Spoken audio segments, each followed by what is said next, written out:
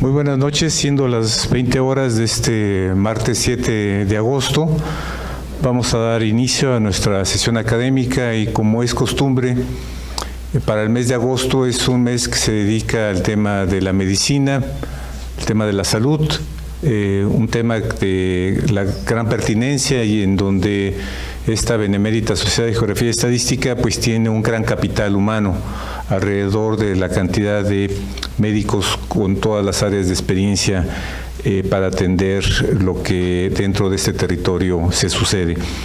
Le voy a pedir a nuestro señor secretario, el doctor José Sosimo Orozco Orozco, que pudiera conducir esta sesión académica. Muchas gracias, señor presidente. Bien. Buenas noches. La Benemérita Sociedad de Geografía y Estadística del Estado de Jalisco, Asociación Civil, les da a ustedes la bienvenida a esta sesión académica de hoy, martes 7 de agosto de 2018. Y desde luego que su presencia es muy importante y más todavía agradecemos en este día lluvioso. Bueno, en cuanto al evento académico del día de hoy, es un evento, una actividad dentro del mes de la salud, cáncer, nuevas perspectivas. Tenemos para el día de hoy la conferencia, la exitosa historia de tratamientos de leucemia en los niños. Será a cargo esta conferencia, dictarla, de nuestro consocio, doctor Ignacio Mariscal Ibarra, bajo la siguiente orden del día. Primero la apertura de la sesión, lo cual ya ha hecho el doctor Arturo Curiel Ballesteros, presidente de esta benemérita institución. El presidium se encuentra integrado por el doctor Arturo Curiel Ballesteros, presidente de la Sociedad de Geografía y Estadística del Estado de Jalisco, por el doctor Silviano Hernández González, expresidente también de esta benemérita institución y director de la Academia de Ciencias de la Salud. Se encuentra con nosotros nuestro consocio y conferencista, doctor Ignacio Mariscal Ibarra, y su servidor, doctor José Sosimo Orozco Orozco, secretario general. En el siguiente punto viene la presentación de las actividades del mes de la salud a cargo del doctor Silviano Hernández González, por lo cual cedo la palabra, doctor, para que usted nos explique. Buenas noches, muchas gracias. El cáncer es una enfermedad acompañante del hombre y su conocida de siempre. Ya indios egipcios hablan del cáncer. Hipócrates, 400 años antes de Cristo, lo describe en sus diversas variedades. Es que la naturaleza del hombre no ha cambiado. Somos la misma anatomía, fisiología y patología desde Adán y Eva. El hombre primitivo estaba sujeto a los mismos males que hoy nos aquejan. Probablemente tampoco ha cambiado mucho la concepción mística de la enfermedad y de la medicina, pues la sociedad continúa lleno de personas inquietas que ante la enfermedad retornan a una mentalidad primitiva y esperan curaciones inmediatas y sobrenaturales. Este fenómeno natural se presenta más con el cáncer, cuya pura palabra a muchos despierta temor y zozobra, creyéndolo incurable. Este mes de la salud se dirige a ustedes, los aquí presentes, interesados en el progreso de las ciencias biológicas, con una legítima y sana de curiosidad. Por eso, nuestros ponentes seleccionaron los temas insistiendo sobre las consecuencias prácticas, las conclusiones de orden general y las esperanzadoras y recientes investigaciones de manera accesible para un público no médico. Esperamos ser útiles en este mes para que no sean nadie engañados por curanderos que afirman poseer la panacea y el elixir milagroso contra el cáncer y 100 enfermedades más. La mejor manera de combatir el cáncer es prevenirlo y detectarlo a tiempo, en forma temprana, para lo cual se requiere educación y conocimiento sobre el tema. A ese tema va dirigido el mes de la salud que hoy iniciamos.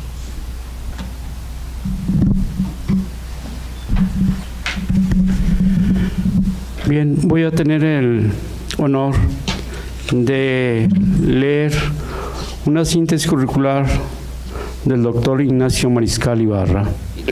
Él es originario de Guadalajara, Jalisco.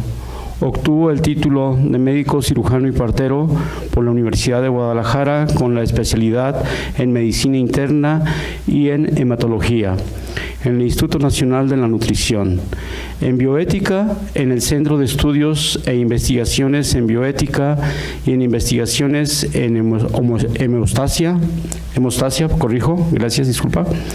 la Escuela de Medicina de la Universidad de Oregon, esto es en Estados Unidos. Ha pertenecido a 26 sociedades médicas o científicas y actualmente se encuentra vigente en 10 de ellas, 5 nacionales y 5 internacionales.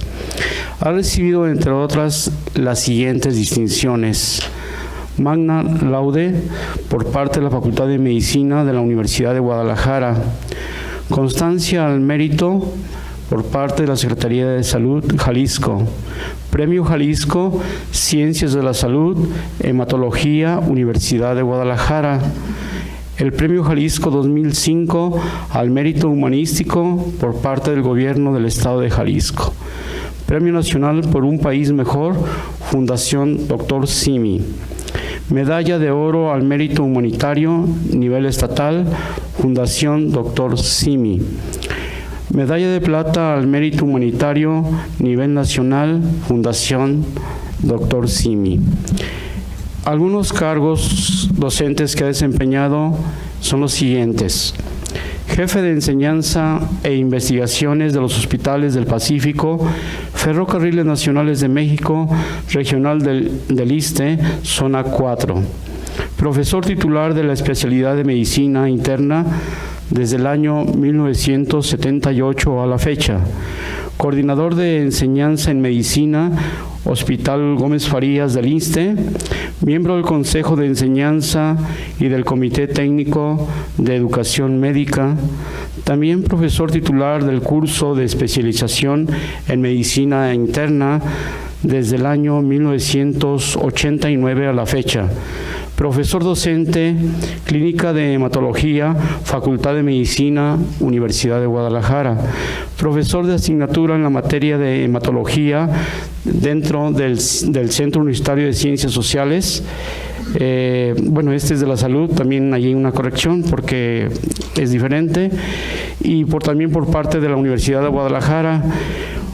Dentro de las actividades de divulgación que tiene el doctor Ignacio Mariscal Ibarra son las siguientes: fundador del Grupo Vida, Grupo de Apoyo para Padres de Niños Leucémicos, dentro de esta actividad, dentro del Hospital Gómez Farías del ISSSTE.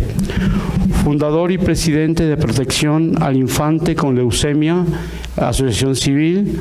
Fundador de las Clínicas para la Comunidad del Colesterol y la de Enfermedades Vasculares Oclusivas, Hospital Gómez Farías del ISSSTE.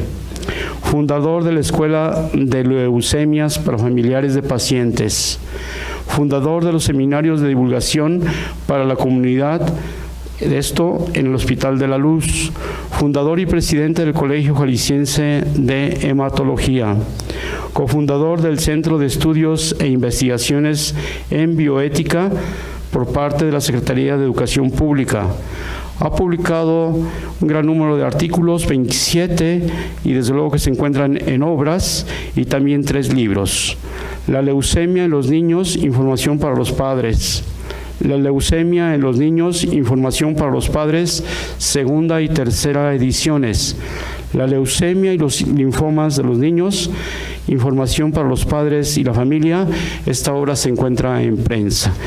Una vez presentado esa importante actividad realizada por el doctor Ignacio Mariscal Ibarra, tenemos la impartición de la conferencia, y para lo cual le cedemos, doctor Ignacio Mariscal Ibarra, la palabra. Gracias. Pues es un honor para mí el tener la oportunidad que la Benemérita Sociedad de Geografía y Estadística del Estado de Jalisco me dé la oportunidad de presentar algunos conceptos sobre la leucemia infantil en nuestro país, en nuestro estado, en nuestra ciudad, que ha logrado desarrollos que espero que compartan conmigo al final de la plática, que se deben considerar como exitosos.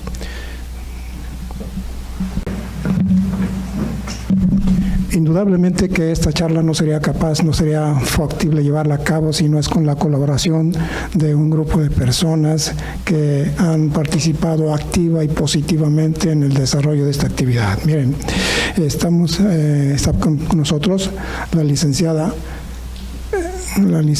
Berta Ramos, Berta Ramos, y otro pilar en la fundación de este grupo que permitió llegar en niveles exitosos el tratamiento de la leucemia aguda en el estado, en Jalisco, es la psicóloga Lourdes Pérez Nandino, que por motivos especiales no pudo estar con nosotros. Miren, empiezo a preguntarme qué es el cáncer. El cáncer es un crecimiento excesivo y desordenado de células de los organismos vivos. En su origen intervienen factores personales, ambientales, hereditarios. Perdónenme, todavía no me acostumbro. Bien.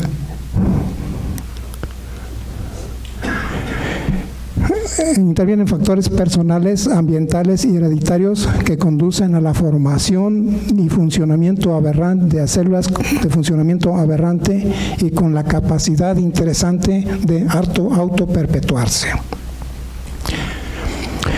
Miren, en el cáncer infantil en México es la tercera causa de muerte en los niños menores de 4 a 9 años, solo después de las causas violentas y de los procesos infecciosos. Esto no aplica indudablemente para los países desarrollados, en los cuales los tumores ocupan la segunda causa de muerte, puesto que sus procesos de salud han permitido que los procesos infecciosos sean identificados y manejados apropiadamente. Es relevante el impacto social, el impacto emocional que produce en el niño, en la familia y en la sociedad. Y se ha incrementado el porcentaje de casos que logran la curación, no el alivio transitorio. La curación, cuando son identificados oportunamente y reciben tratamientos exitosos, como lo acaba de mencionar el doctor, nuestro expresidente. Los tratamientos incompletos, tardíos u obsoletos conducen a la falla terapéutica. Entonces, oportuno. Miren, esto es una tabla que nos dice qué tan frecuentes son las neoplasias malignas en el niño. Lo escribió el doctor Arroyo. Del doctor Arroyo en el libro de la salud del niño y adolescente en el 2003, y vemos que las neoplasias hematológicas constituyen la primera y la segunda causa. Después vienen otro tipo de tumores con unas frecuencias menores, y el doctor Ricardo Pérez Cuevas en el 2013, en un artículo que publicó en esta revista nos está diciendo que las enfermedades, las neoplasias hematológicas, las leucemias agudas, las crónicas y los linfomas constituyen el 3 de cada 4 casos de tumores en la edad pediátrica en México. Fue una encuesta que hicimos, una revisión que hicimos de un reporte de la Secretaría de Salud, y vemos que los casos de cáncer en el municipio de Jalisco eran Guadalajara predominantemente, que va en relación a la población, Vallarta, Tepatitlán, Autlán, Tlajomulco, y la diapositiva la agregamos Magdalena porque fue un sitio a donde nos invitaron a platicar sobre el tema. Miren, ahora ya vimos que es el cáncer. Ahora, ¿qué cosa es la leucemia? La leucemia es una forma de tumor maligno, no sólido. Es decir, cuando decimos tumor, habitualmente estamos esperando que sea una bola, una masa, Y en este caso es un tumor no sólido que consiste en el crecimiento desordenado y sin control de los leucocitos, esos famosos glóbulos blancos. No es exclusivo del ser humano. Tenemos leucemias en las aves, en los ratones, en los gatos, en los perros, en los monos. Entonces ahí esta leucemia no es exclusivo del género humano. Una de las preguntas indudablemente que surgen a la mente inmediato es ¿cuál es la causa de la leucemia? Y podemos mencionar que aún es desconocida. Sabemos que agentes químicos, físicos y biológicos actuando en una persona especial muy probablemente desencadenan la enfermedad. Se sabe que en las células leucémicas hay cambios en los cromosomas, en la información genética, y ahora sabemos que en los genes y en la secuencia de aminoácidos hay cambios que se presentan en determinadas variedades de leucemias. Ocasionalmente hay familias en las cuales, desafortunadamente, repito, se presentan casos en varias generaciones. Es más común todavía que la abuela tuvo un cáncer gástrico, el tío tuvo uno de próstata y el niño tiene una leucemia, ¿no? En otras ocasiones les menciono mamá, la abuela, la madre y la hija. Entonces, decía, su causa aún es desconocida. Miren, esto es más o menos un proceso de cómo se genera la leucemia. Agentes desencadenantes pueden ser agentes químicos, físicos y biológicos. Se ha demostrado que agentes químicos está bien claro. Los físicos, corrientes eléctricas, torres de electricidad. Los biológicos son capaces que actuando en una persona especial afecten su médula ósea y haya alguna alteración en la serie roja que se manifiesta como anemia, y esta anemia clínicamente la vemos como palidez. En relación a la serie blanca, se traduce por infecciones repetidas y lógicamente esto se habla en la clínica como fiebre.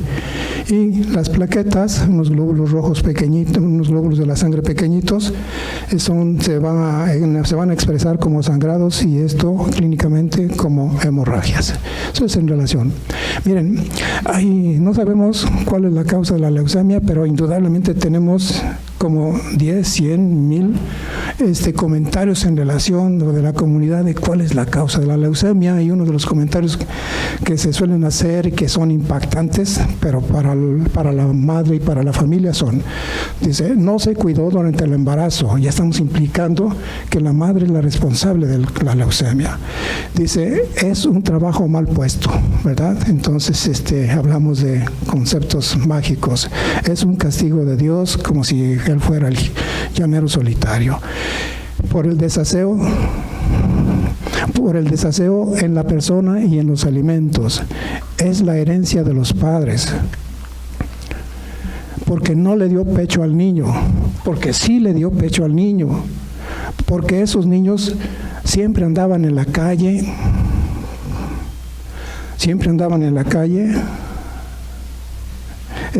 sucios, sin comer,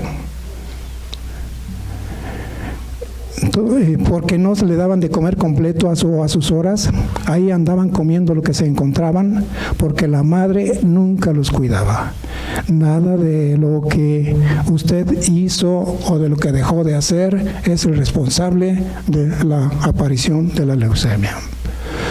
¿Cómo se manifiesta la leucemia? Se va a manifestar como disminución de los glóbulos rojos con anemia, que se traduce por palidez, fatiga, palpitaciones, cansancio fácil, mareos. Vamos a tener también procesos infecciosos por ataque a la serie leucocitaria, y se manifiesta como fiebre, infecciones repetidas, ganglios crecidos, vaso crecido. Vamos a tener ataque al estado general expresado por anorexia, náuseas, vómitos, pérdida de peso e hipoactividad. En cuanto a sangrados, se van a expresar en forma de moretones, sangrados en los sitios en los cuales se hacen punciones venosas, en los sitios sangrado a través de la nariz y las encías, y sangrado también visceral en los casos más avanzados. Entonces, a grandes rasgos, ¿cuáles son las manifestaciones clínicas de la leucemia? Vamos a hablar sobre las participaciones. El médico familiar, el médico general, establece la sospecha clínica al observar la palidez, la fiebre, los sangrados, el cansancio fácil y el ataque al estado general. Estos son los datos que nuestros médicos familiares o médico general le permiten pensar en la posibilidad de que el paciente tenga una leucemia. El papel del pediatra lo estudia, sospecha el diagnóstico y hace unos exámenes de laboratorio para afianzar el diagnóstico, y finalmente el hematólogo, si comparte la sospecha diagnóstica, va a practicar biopsia de médula ósea, citometría de flujo, cariotipo en casos especiales y estudios de extensión, y establecerá la quimioterapia o el tratamiento conforme necesario. Miren, no quiero que sean morfólogos, ¿verdad? Simplemente para manifestarle. Miren, este es un frotis de sangre periférica normal en que vemos 3 tipos de células. ¿Cuáles 3? Estas células nucleadas de núcleo lobulado y esta otra de un solo núcleo. Estos son los leucocitos, y en el caso que hablamos vamos a referirnos a la linfoblástica aguda. Esta es la célula de donde que se vuelve tumoral, que se vuelve maligna. Todos los demás son los glóbulos rojos numerosos, 5 millones por microlitro. Y aquí tenemos estas otras células pequeñitas, estas son las plaquetas, esas son las que nos defienden de los problemas de sangrado. Nos cortamos y eso es el primer mecanismo que echamos a andar para parar las hemorragias. Miren, esto es el diagnóstico se hace a través de la biopsia de médula ósea y otros más. Y esto es una biopsia de médula ósea normal. Esta es una biopsia de médula ósea normal. Tenemos una célula grandota, una muy grandota. Estos son los glóbulos blancos, que se trate de que fueran más o menos del mismo tamaño que estos. Tenemos la célula grandota, los megacariocitos, son las madres de estas células pequeñitas. Estas células pequeñitas derivan de esta célula grande. Y tenemos los eritrocitos, ¿verdad? Aquí tenemos una muestra de una médula ósea infiltrada por células leucémicas. Se caracterizan por el crecimiento anormal, abundante de células que ya no tienen esta distribución, si ya no es patológica. Las leucemias linfoblásticas, a las que voy a referirme fundamentalmente, se han dividido en 3 tipos, el 1, el 2 y el 3. El 1 tiene linfocitos más o menos semejantes, redondos. La número 2 tiene linfocitos más grandes que estos anteriores, y finalmente los de tipo 3 se caracterizan por la presencia de estas inclusiones que inicialmente pensábamos que eran vacuolas que se formaban dentro es decir, espacios vacíos que se formaban dentro de los glóbulos blancos. Tuvimos oportunidad de estudiar a un pacientito en el cual veíamos que en el frotis de sangre periférica estas parecían no vacuolas, sino más bien especie de bolitas que estaban allí presentes en el frotis. Miren, la leucemia, repito, impacta al niño, a los padres, a la familia, a la sociedad y a los sistemas de salud. Por eso es uno de los problemas que generaban de que el proceso de curación fuera limitado. Estas situaciones deben de resolverse si queremos resultados positivos. El impacto en el niño: se siente muy mal, se cansa fácilmente, le aparecen moretones, fiebre o sangra fácilmente. Es sometido a múltiples estudios y exámenes de laboratorio. Todo esto traduce piquetes, todo esto traduce dolor, todo esto traduce agresión para el pequeño. Recibe medicamentos que le hacen sentirse mal, cansado, náuseas, vómito, falta de apetito, una serie de cosas, y se le limitan las amistades y los juegos. Uno por parte de los padres y luego después los padres vecinos, para que el niño no les vaya a pegar la leucemia a sus hijos. Problema. Por la expresión de los padres, el niño entiende de que está teniendo algún padecimiento que es muy grave y que le están ocultando algo malo. En los padres vemos aquí a un padre tetrafásico, Y si fuera una madre, sería pentafásico como el de la Universidad de Guadalajara, ¿verdad? En el padre, en los padres se establece el dolor del diagnóstico. No saben por qué se originó, pero saben que la leucemia era para fines prácticos mortal. Hay un sentimiento de soledad, de desamparo, de impotencia, desesperación, enojo, coraje, un conflicto de situaciones problemáticas. Hay sentimientos de culpa. Yo fui responsable de la leucemia de mi hijo, tú fuiste la responsable. Hay un sentimiento de incapacidad económica. No hay dinero que alcance que en la mayoría de las condiciones para poder mantener el tratamiento del niño. Las instituciones de salud hacen una labor interesante, importante y necesaria. Hay sentimiento de ser rechazado por la familia y por la sociedad. Les mencionaba, este hijo, esos cuates tienen una familia, tienen un niño leucémico, no te juntes con ellos porque a lo mejor no los pegan. Y luego todavía hay una situación más conflictiva aún, el sentimiento culposo de rechazar al niño enfermo. Es decir, este muchacho nomás me da desvelos, me produce gastos, no trabajo, etcétera, etcétera. Luego después el padre entiende que es una situación que no depende del niño. Esto origina todavía un complejo más grande de culpa en los padres. Y esto debemos entenderlo y tenemos que buscar la forma de resolverlo. Y otra serie de situaciones adicionales.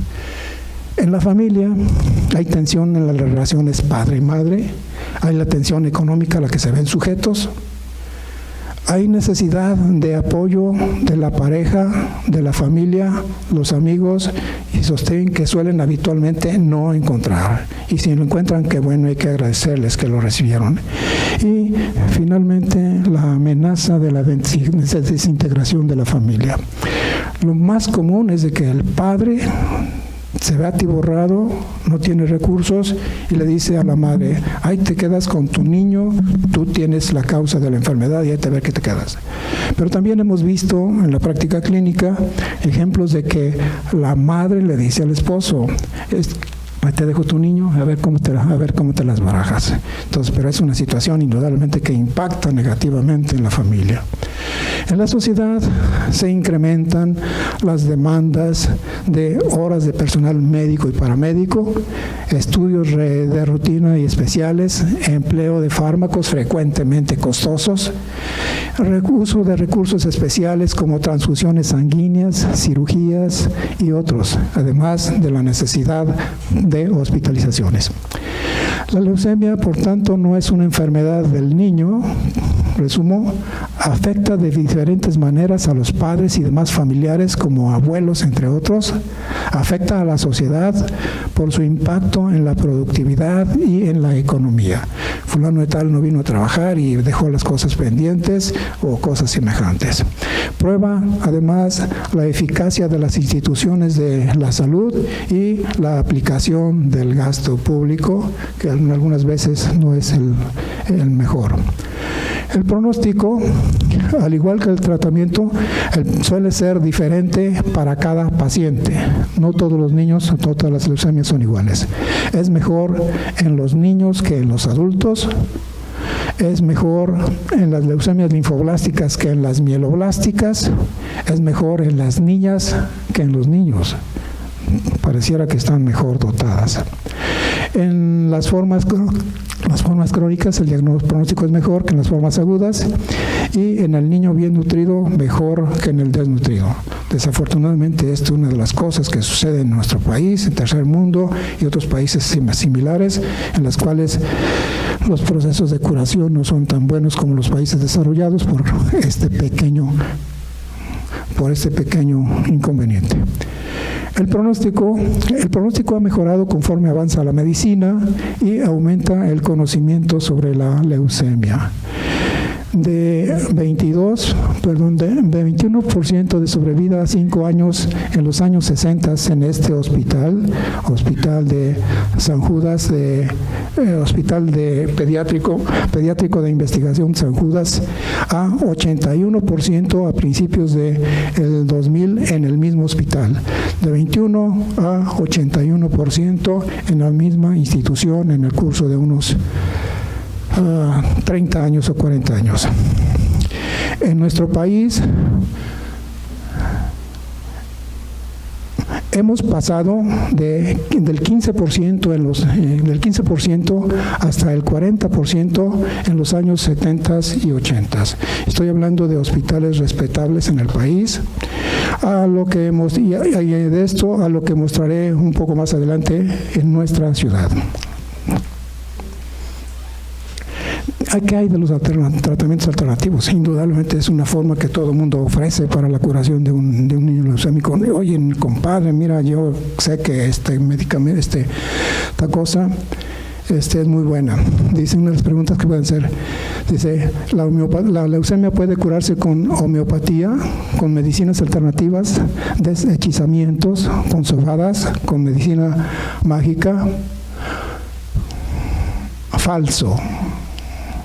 Hasta la fecha no se ha demostrado que alguno de estos manejos haya curado a algún niño de la leucemia. Cuidado con los estafadores. Mucha gente, cuando ve uno y vive este tipo de cosas, dice uno, suena como tan absurdo, dice, como me traes una ropa interior de tu niño y me traes 200,000 pesos y yo te lo curo. Y lo peor de todo es de que existen padres que hacen eso. Preocupante. Miren, este es el tratamiento. ¿Es igual para todos los leucémicos? Indudablemente que no. Es diferente para las formas agudas, las formas crónicas. Es diferente para las linfoblásticas agudas que las formas mielocíticas crónicas. Y así, no. El tratamiento es específico para cada pacientito. Es especial según el tipo de leucemia, el riesgo de recaídas, la edad, el peso, la talla y el género, entre otras variables. Son las que tenemos que entender. El tratamiento, por tanto, debe ser personalizado. Tiene las características de ser un tratamiento prolongado. Hasta este momento todavía estamos hablando de llevar al niño tratamiento por 30 meses o 24 meses, 2 a 3 años. Requiere de múltiples estudios, medicamentos, consultas y hospitalizaciones. Causa gastos extraordinarios, estrés psicológico y físico, pero es lo único que hasta el momento, y espero que en unos 10 años tengamos otra cosa, que hasta el momento ha demostrado ser capaz de curar la leucemia. Los tratamientos exitosos, los que van a tener oportunidad de curar a los niños leucémicos, son aquellos que reúnen las características de ser completos, oportunos y modernos. Si no se llenan estos requisitos, habrá fallas al tratamiento, recaídas y pérdida de pacientitos. Sabemos que se requieren apoyos múltiples de tipo económico, social, cultural, familiar, psicológico y religiosos, entre otros. El trasplante de médula ósea es un recurso adicional que hasta el momento no es la primera opción de manejo. Problemas por encontrar un donador compatible, que la médula ósea no prenda o sea rechazada, que exista el rechazo crónico, que ocurra la recaída de la leucemia, que se desarrolle una segunda neoplasia que suele ser. Y a pesar de todo esto, cada día es usada con más frecuencia y es una opción adicional. Bien, concluyendo la parte de introducción. La leucemia del niño es una enfermedad que impacta al niño, su familia, a la sociedad y es curable actualmente.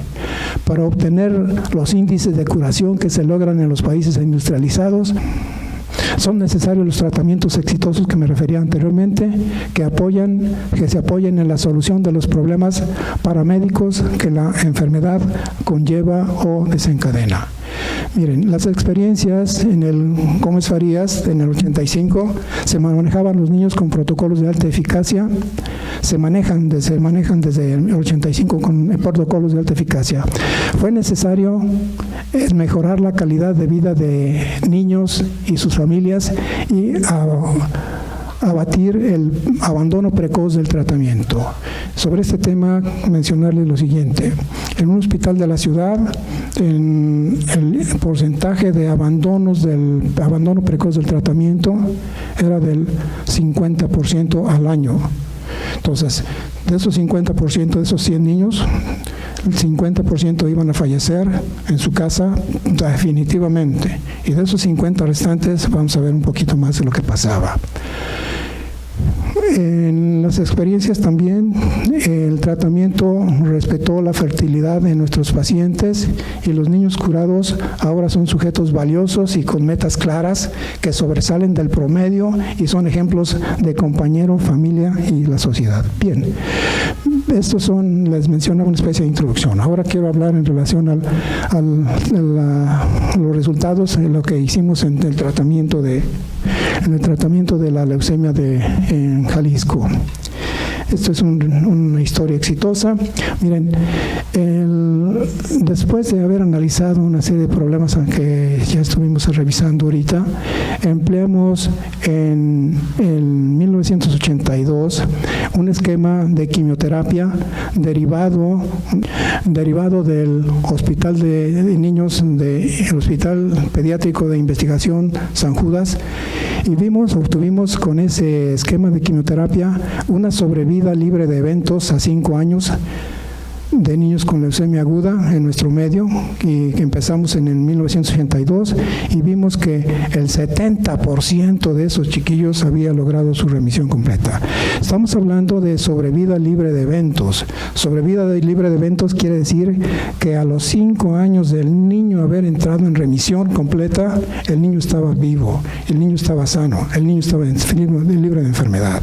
Entonces esto es indudablemente una cifra que pareciera para nosotros muy buena, y creo que así es una cifra muy buena. Esto es, dice uno, existe un protocolo, pues a lo mejor chiripazo, ¿no? Pero estamos viendo que, miren, esto es lo que sucedió cuando utilizamos el mismo esquema de tratamiento en el segundo esquema, y también obtuvimos otro 70% de mejoría de alivio y sobrevida libre de eventos de estos pequeñitos. Entonces no fue un ave de paso, no fue una golondrina, y vean ustedes lo que obtenían en el San Judas con el mismo esquema de tratamiento, que nosotros utilizamos, el esquema de ellos. No estamos inventando nada, estamos simplemente utilizando lo que ellos utilizaron, y vemos que no fue paso de gavilán, sino que fue una situación real. Miren, cuando este esquema de tratamiento del Hospital San Judas se utilizó en diferentes sitios, por ejemplo, esto es lo que ha ocurrido en Latinoamérica. En Latinoamérica se han utilizado diversos esquemas, y esto fue lo que analicé. En México, les mencionaba que en relación a PILAC tenemos 70%. En México, en Monterrey, utilizando el esquema alemán, en 2017 reportaron el 55% de sobrevida libre de eventos a los 5 años. En El Salvador, otro 55% utilizando el mismo esquema que nosotros. Y en Guatemala, utilizando el esquema alemán, solamente tenían 45%. Entonces quiere decir que estábamos satisfechos con lo que estábamos haciendo. Miren, esto es lo que el esquema de San Judas ha producido en diferentes sitios. Por ejemplo, el San Judas actualmente tiene un 77%, no actualmente, sino en esta época, más o menos como en el año 2005, tenía 77% de promedio en cuanto al examen de sus protocolos, que vamos a ver un poquito más adelante. Estamos hablando de en Guadalajara, estamos hablando de ese país industrializado, desarrollado. El año pasado estaban presentando que tenían unos 2 o 3 años, que tenían 55% utilizando el mismo esquema de tratamiento. Y en El Salvador, otra vez, el 55%, pero el análisis estadístico se había hecho solamente a 4 años. Entonces, estamos viendo que no estamos tan mal situados, que estamos bien situados para lo que hemos obtenido de de nuestro protocolo de tratamiento. Miren ustedes, esta es una comparación entre lo que es los años 80 y los años 2010, de qué ha sucedido con el hospital, esquemas de Pilac y de Guadalajara y de San Judas. Quedamos que en San Judas en los 80, 70%, Guadalajara en el 85, 70%. Dije que habíamos repetido en el 93, en el segundo esquema, también otro 70%. Y luego, tratando de mejorar esas cifras, utilizamos una mezcla de San Judas y el alemán BFM, y nos quedamos otra vez en el 70%. Y esto es lo que lograron ellos, de 70 a 81% en aproximadamente unos 20 años. Ascendieron y nosotros todavía seguimos con las limitaciones estas. Miren, esta es la historia del San Judas, más o menos como hasta el 2010. Fueron del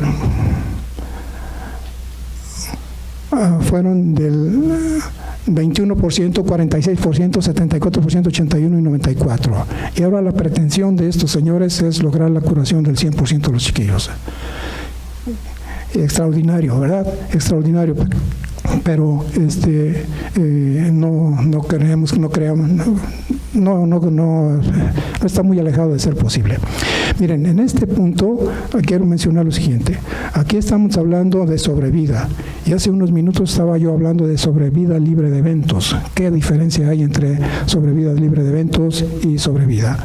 Aquí nos está diciendo que hubo algunos niños que recayeron de su leucemia a 5 años o 6 años, y a esos niños los metieron a trasplante de médula ósea y pudieron recuperar estos 4 a 11% adicional. Trasplante de médula ósea positivo, francamente positivo. Estas gentes no han parado ahí. Actualmente, con las investigaciones que están haciendo, ya están anticipándose al trasplante de médula ósea antes de que el niño recaiga. Y esto definitivamente va a llevar a niveles de 95, 96% de índices de curación.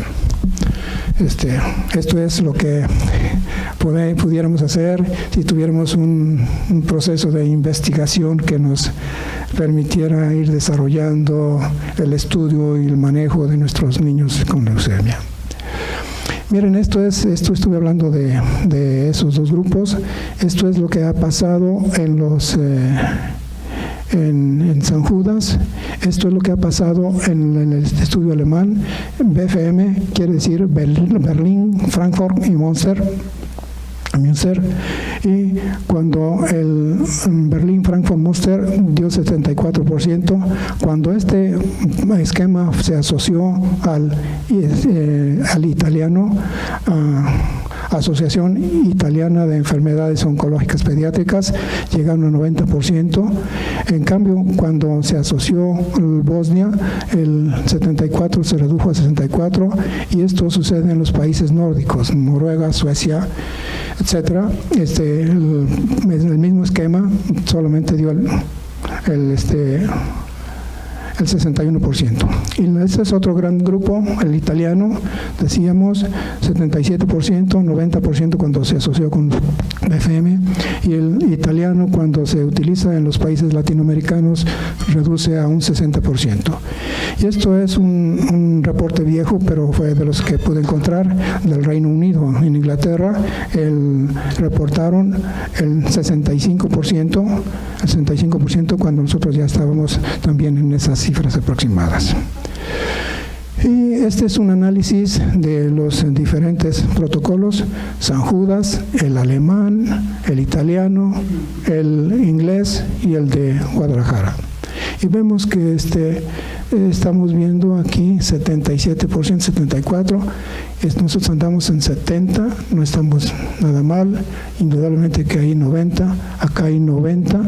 Y recuerden que en este caso San Judas tiene 94% y esperan tener 96% o un poco más.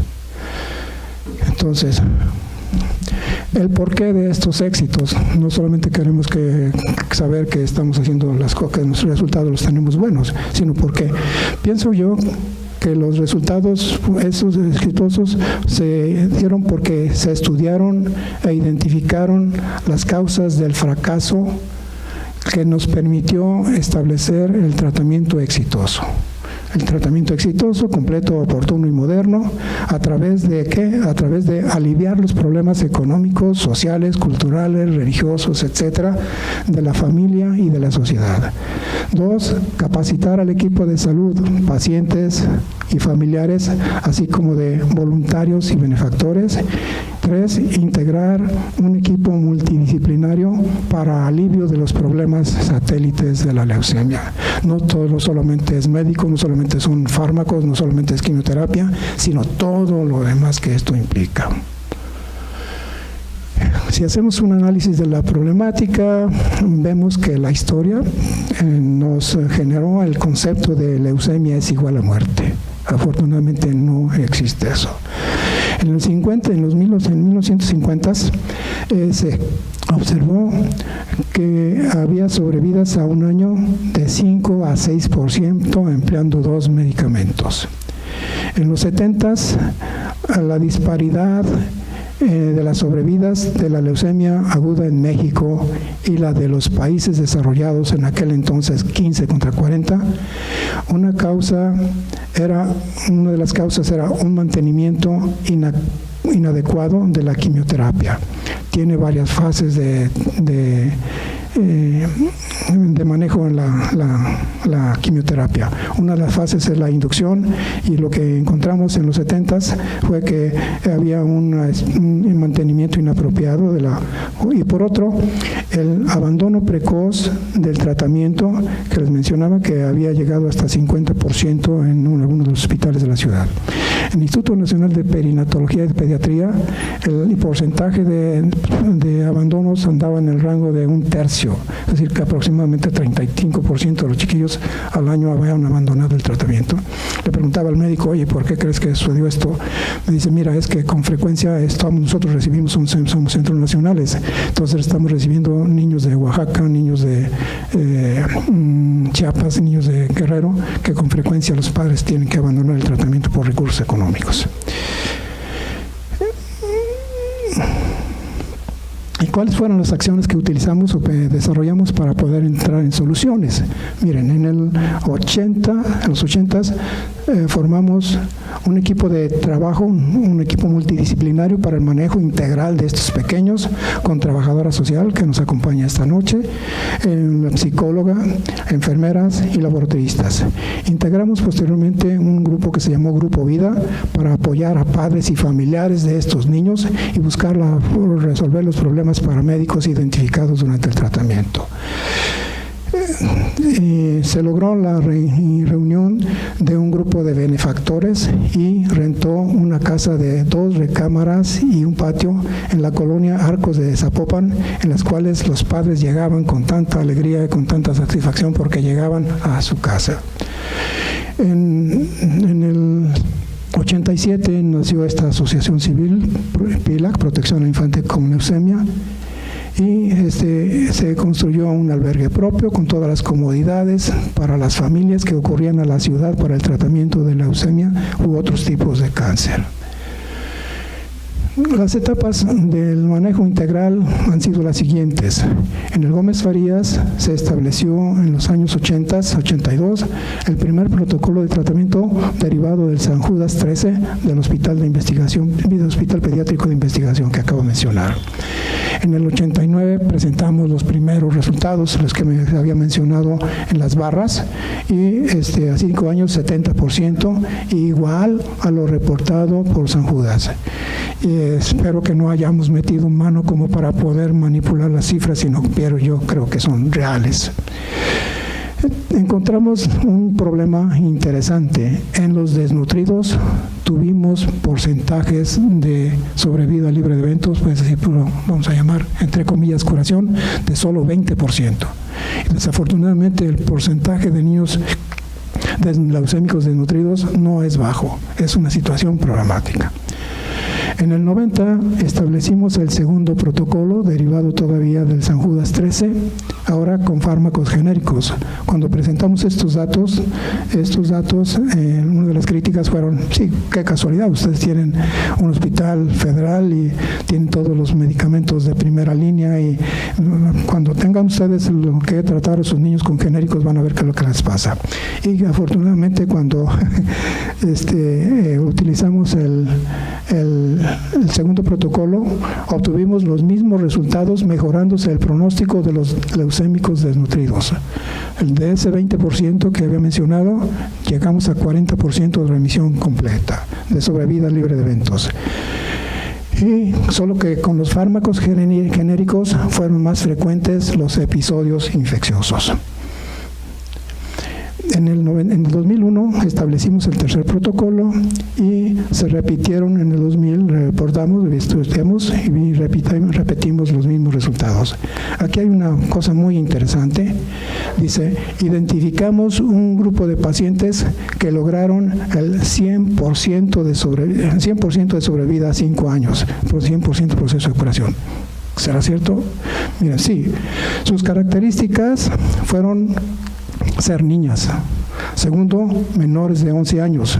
Tercero, pertenecían al grupo de promedio de recaída. Cuarto, que no sufrieran varicela, parotiditis u otras virosis, herpes u otras virosis durante la quimioterapia. Y quinto, que hubiesen recibido el tratamiento quimioterápico completo. Entonces, esto es un grupo por demás interesante que llama la atención y que es digno de ser analizado. Todo un éxito. ¿Qué tenemos ahora en relación a los pacientes, resultados a largo plazo? He estado hablando de los resultados médicos. En relación a largo plazo, en relación a los pacientes y las personas, debo de mencionar que actualmente se tienen alumnos que cursan desde la primaria, secundaria, preparatoria hasta la profesional.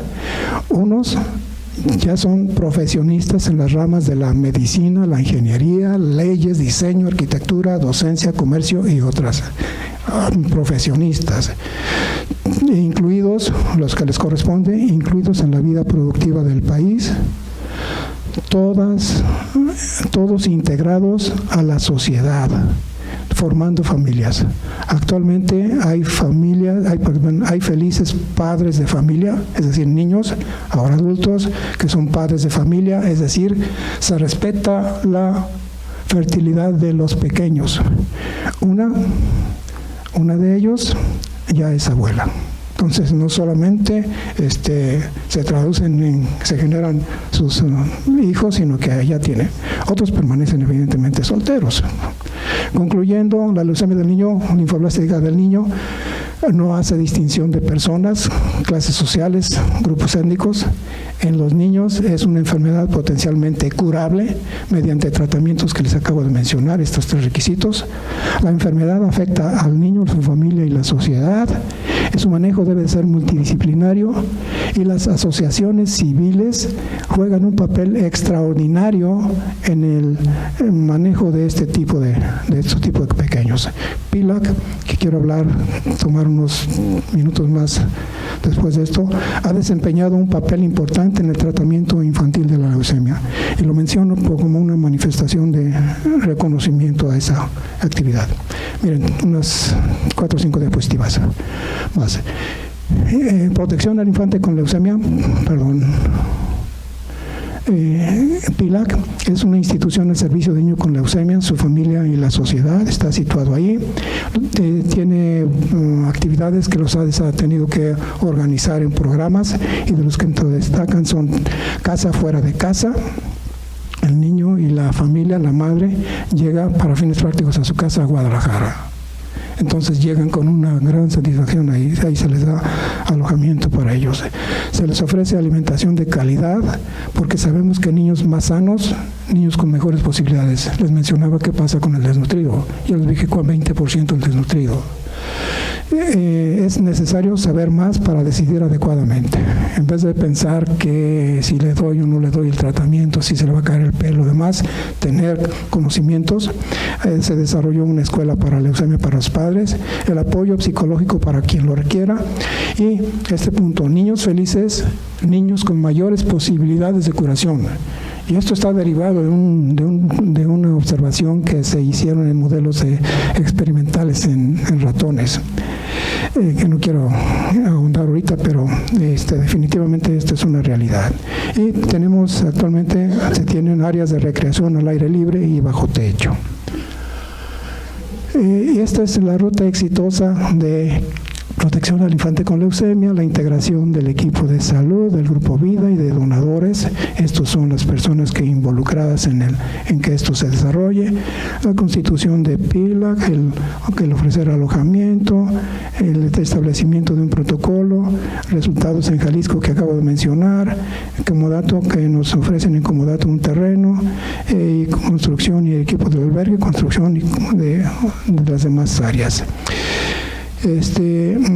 Oficinas, donación, todos son realmente cosas de desarrollo de la tenemos en construcción de una capilla, sala de cómputo y equipamiento, computadoras, casa puente para niños trasplantados. Esas son algunas cosas. Y finalmente quiero manifestar mi agradecimiento a las personas e instituciones que han hecho que esto se cristalice. El equipo de salud, el grupo vida, los socios fundadores, los propietarios de salud, los propietarios de las casas facilitadas para nuestros huéspedes mientras no teníamos nuestras propias instalaciones. Agradecimiento a quienes contribuyeron a la instalación de los protocolos de tratamiento y la obtención de resultados relevantes del esquema de tratamiento. Esto implica que el médico no es el único. El médico solamente forma una parte de un grupo, de un gran grupo que permite que los resultados se vuelvan exitosos. Agradecimientos a quienes contribuyeron a la obtención del terreno, a la construcción y puesta en funcionamiento del albergue y sus medidas de protección, a la construcción y o equipamiento de nuevas áreas como capilla y casa puente. Mi reconocimiento a pacientitos y sus familias por el apoyo recibido. Necesitamos como médicos también recibir estímulos para saber que vamos en la dirección correcta. Y finalmente a todos ustedes por su atención y su paciencia. Muchas gracias.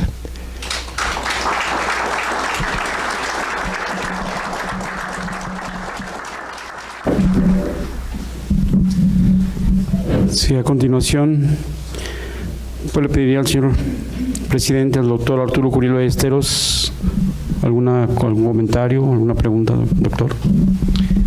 Sí, bueno, solamente me gustaría, doctor, si me permite, hubo dos menciones que en la fase inicial de su presentación quedó en la duda si eran ciertas o no eran ciertas o eran falsas. Y me gustaría si pudiera hacer esa aclaración. Una de ellas es esta parte de la idea que se tiene de que la leucemia se puede pegar a otros niños. Usted lo mencionó un par de veces. Me gustaría una aclaración en ese punto. Y la otra con respecto a las madres, si realmente las madres tienen una mayor causalidad que los hombres en términos de los padres. Entonces, como lo mencionó un par de veces, sí me gustaría, doctor, si pudiera hacer la aclaración pertinente a esto. Sí, que de repente está la idea de que las madres tienen la culpa de que su hijo tenga leucemia. Preguntas interesantes. Miren, en una de las diapositivas les había mencionado que aún desconocemos cuál es la causa de la leucemia, ¿verdad? Entonces, sigue siendo desconocida. Sabemos que existen familias, que existen niños, que existen alteraciones en los cromosomas, alteraciones en los genes, alteraciones en secuencia de aminoácidos que se presentan en los niños. Pero definitivamente no podemos aceptar que la leucemia sea incontagiosa. Definitivamente eso es solamente porque tenemos tantos niños y ese tiene cuando menos un hermano o dos hermanos, y en México va a tener hasta 5 o 6 hermanos y ninguno de los niños tiene leucemia, ¿no? Entonces no se puede. Que podemos pensar que un proceso infeccioso o un mosquito nos transmita un virus etcétera, no lo podemos negar. Sería posible, solamente como posibilidad. No podemos decir que sí. Pero que se transmite de niño a niño, de persona a persona, de persona a persona, no hay. El papel de la madre, ¿cuál es el papel de la madre? El papel de la madre habitualmente va a ser el de la sacrificada, ¿verdad? Porque va a ser la culpable de todas esas cosas que les mencionaba. Tú fuiste la culpable porque no le dabas de comer, porque le diste el pecho, por, ¿no? Pero también yo creo que nosotros como padres también deberíamos estar participando de esa posible papel en el desarrollo de la enfermedad. Yo creo que lo que sucede es de que el niño tiene una estructura cromosómica y una información genética desde el nacimiento, y que llega un factor desencadenante que va a originar primero modificación de la lectura de cromosomas y luego la síntesis de proteínas y luego la síntesis de células y de esto lo más, ¿verdad? Recordar la leucemia pareciera que aparece desde las aves y los mamíferos. Hay que recordar que existen tumores en los vegetales mismos. No sé si hay leucemias en los vegetales, pero definitivamente sí hay tumores en los vegetales, ¿no? Entonces quiere decir en la escala filogenética desde ese momento existe. Bien, doctora Garibay Chávez. Sí, desde luego yo estaba pensando que, dado la importancia del tema, no podemos cerrar este trabajo académico sin, desde luego, escucharlos. Gracias. Bueno, gracias, doctor, por compartirnos esta serie de conocimientos. A mí me parece que hay dos cosas que al menos a mí sí me gustaría conocer desde su experiencia en todos estos años que ha estado trabajando con el tema. Usted habla de factores químicos, biológicos y físicos, y seguramente en la parte de la investigación que se ha hecho en tratamiento con estos niños, que no sé si usted nos pueda señalar algunas cosas, ¿cuáles son esos factores de riesgo si es que llevan historias clínicas en términos de que haya una constancia en niños de haya cierto tipo de exposiciones o ciertos factores desencadenantes? Eso es por un lado. Y la otra cosa que no me queda clara, que me gustaría también conocer, ¿qué es esto de leucemia aguda? Es decir, entiendo la otra, pero no entiendo la leucemia aguda, cómo se desencadena, pues, y dada la importancia que tiene este tipo de casos, sí me gustaría nos pudiera comentar al respecto.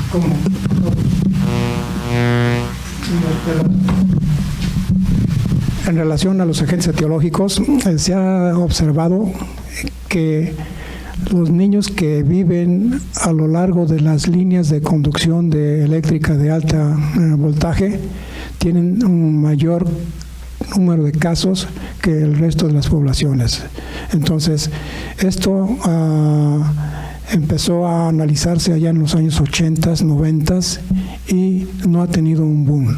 Probablemente porque el número de pacientes, el número de personas que viven a lo largo de las líneas de energía eléctrica de alto voltaje no es muy alto, pero hay reportes al respecto. Agentes químicos, sabemos que aún los mismos fármacos son capaces de inducir tumores. Entonces no sería raro que actuaran como detonantes de una información genética inapropiada del paciente. Los agentes biológicos también, creo que las infecciones virales tienen un papel preponderante en el desarrollo de la leucemia.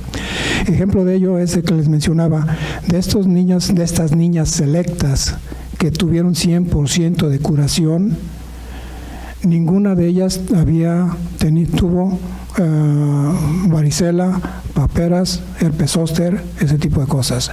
Es decir, Trasladando a otro lado, cuando hay ese tipo de padecimientos, la leucemia se desarrolla. Una de las grandes limitaciones y grandes diferencias que tenemos nosotros con los países desarrollados es nuestros chiquillos no están vacunados contra la varicela, no están vacunados contra otro tipo de virosis. Entonces, el niño desarrolla una virosis y el niño tiene grandes posibilidades de hacer una recaída. Entonces, esto es una de las cosas, uno de los deméritos que nos hacen estar atrás de otras situaciones, pero también nos está diciendo que los virus tienen un papel preponderante en el desarrollo de la leucemia. En relación a las formas agudas y las formas crónicas, son dos grandes variedades de leucemias. Las leucemias no son solamente una, hay muchas variedades. Unas son las formas agudas, otras son las formas crónicas. De las formas agudas en los niños, en los niños solamente hay 3 variedades de leucemias: las leucemias linfoblásticas agudas, las leucemias mieloblásticas agudas y las leucemias mielocíticas crónicas. Tienen 2 agudas y una forma crónica. En el adulto, todas las variedades, las agudas, las crónicas, las de los linfocitos, las de monocitos, de mielocitos y todos los demás se presentan. En los niños solamente esas 3 variedades, y solamente las variedades linfoblástica aguda, que es la más común, 80%, las mieloblásticas alrededor de un 18% y las mielocíticas crónicas un 2%. Entonces el gran bloque lo constituyen las linfoblásticas agudas. Perdón, sí, contesté, doctora.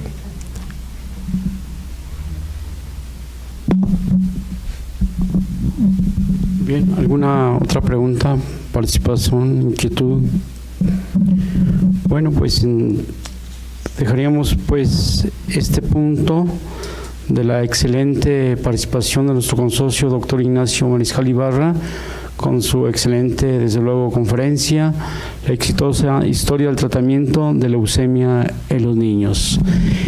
Y continuando, tenemos entrega de reconocimiento a petición del doctor Arturo Curiel Ballesteros, presidente de esta benemérita institución.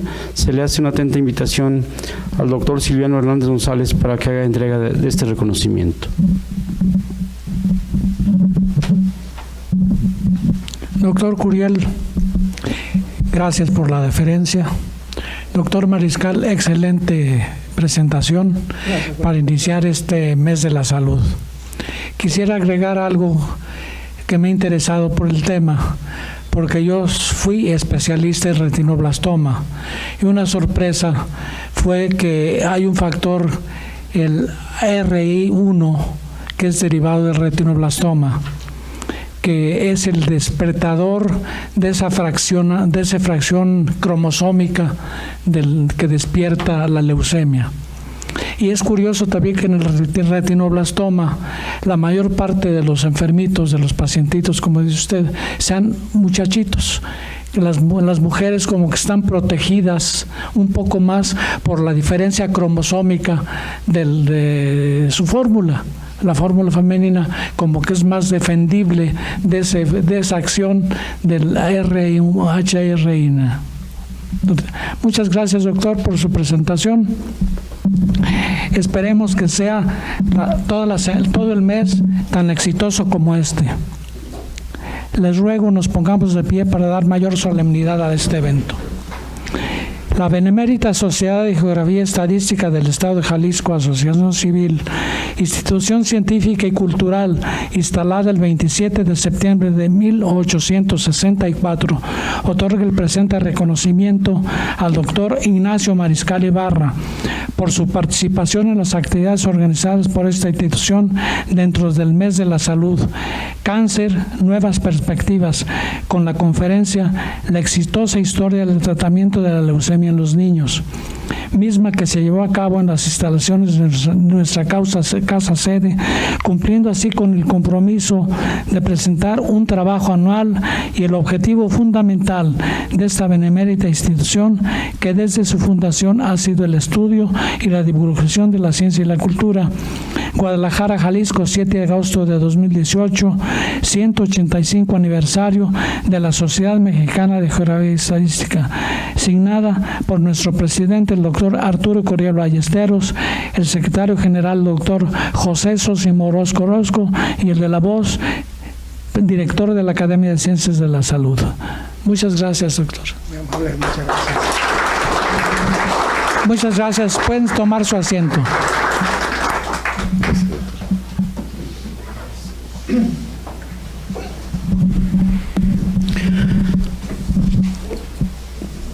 A continuación, tenemos una invitación para el próximo martes 14 de agosto a las 20 horas, dentro de este mes de la salud, cáncer, nuevas perspectivas.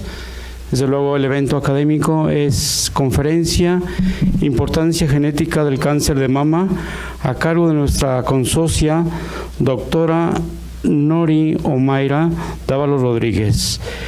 Y desde luego, como parte de esta actividad académica, tenemos una atenta invitación a ustedes, a todos, al convivio aquí a un lado, aquí en el jardín.